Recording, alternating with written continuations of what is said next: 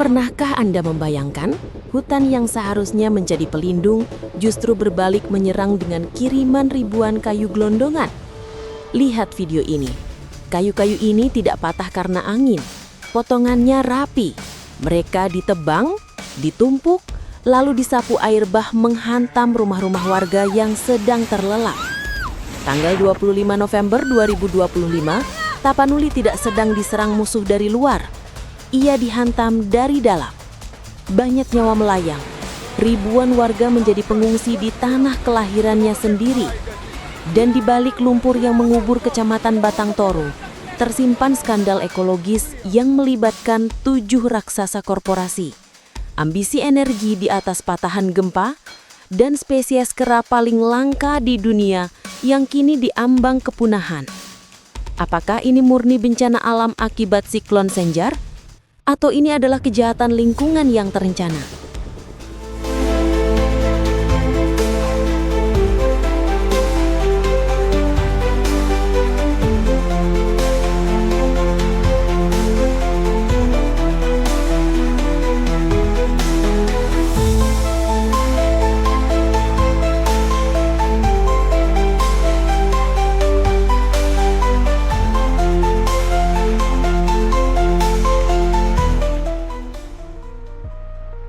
Mari kita mundur sejenak ke lanskap Tapanuli Tengah dan Selatan sebelum bencana ini terjadi. Di sini terhampar ekosistem Batang Toru, satu-satunya blok hutan primer terbesar yang tersisa di Sumatera Utara. Hutan ini bukan sekadar pohon, ia adalah menara air raksasa yang menghidupi jutaan manusia di hilir. Bagi masyarakat Batak Toba dan Mandailing, hutan ini adalah identitas. Secara turun-temurun, penduduk lokal hidup dari haminjon atau kemenyan. Mereka memanen getah tanpa menebang pohonnya. Filosofi leluhur sangat jelas. Hutan adalah tempat bersemayamnya tondi atau roh kehidupan. Merusak hutan berarti mengundang maut. Di sungai-sungainya, masyarakat memegang teguh kearifan lokal bernama Lubuk Larangan. Zona sungai yang disakralkan, dilarang diambil ikannya selama setahun penuh dan hanya boleh dipanen saat pesta rakyat. Sistem ini menjaga air tetap jernih dan tebing sungai tetap kokoh. Di dalam rimbunnya hutan ini, hidup orang utan Tapanuli, Pongo tapanuliensis, kera besar paling langka di dunia dengan populasi kurang dari 800 individu. Batang Toru adalah satu-satunya rumah mereka. Namun, harmoni antara manusia, satwa, dan hutan ini mulai retak ketika pembangunan atas nama investasi mulai masuk secara masif. Hutan Batang Toru dan sekitarnya kini dikepung. Walhi Sumatera Utara merilis data mengejutkan pasca bencana 2025. Ada 7 korporasi yang aktivitasnya diduga kuat berkontribusi pada kerusakan daerah tangkapan air. Siapa saja mereka? Pertama, di sektor energi ada PT North Sumatra Hydro Energy (NSHE), pengembang PLTA Batang Toru. Proyek ini membelah hutan primer, membangun terowongan raksasa, dan memutus koridor satwa. Kedua, PT Pahai Julu Micro Hydropower. Ketiga, PT Sol Geothermal Indonesia di Tapanuli Utara. Di sektor perkebunan dan kehutanan, kerusakannya tak kalah masif. Keempat, PT Sago Nauli Plantation di Tapanuli Tengah. Kelima, PT PN3 Batang Toru Estate. Keenam, PT Agincourt Resources, pengelola tambang emas Martabe yang terus memperluas area bukaan tambangnya.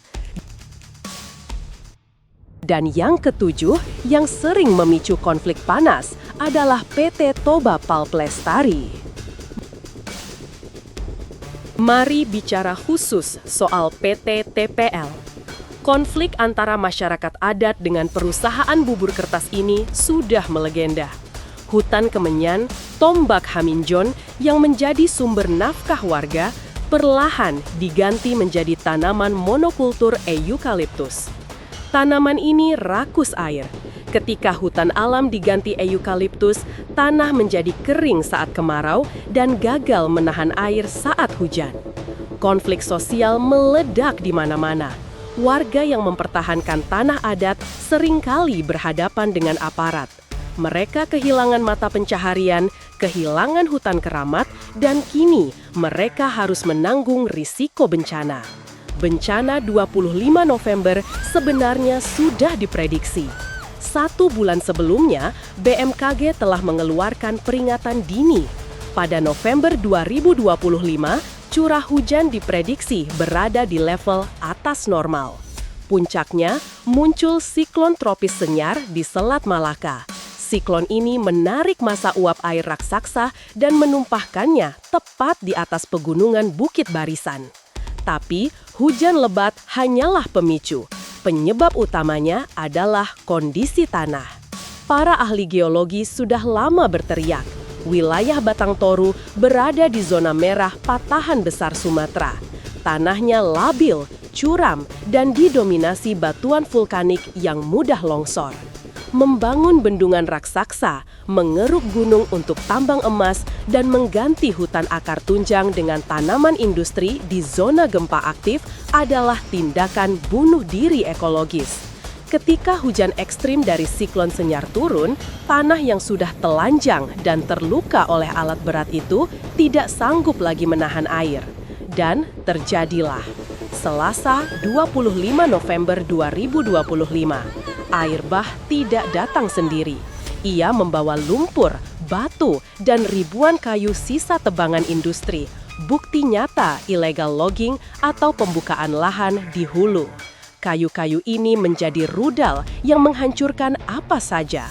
Jembatan putus, rumah-rumah di bantaran Sungai Batang Toru rata dengan tanah.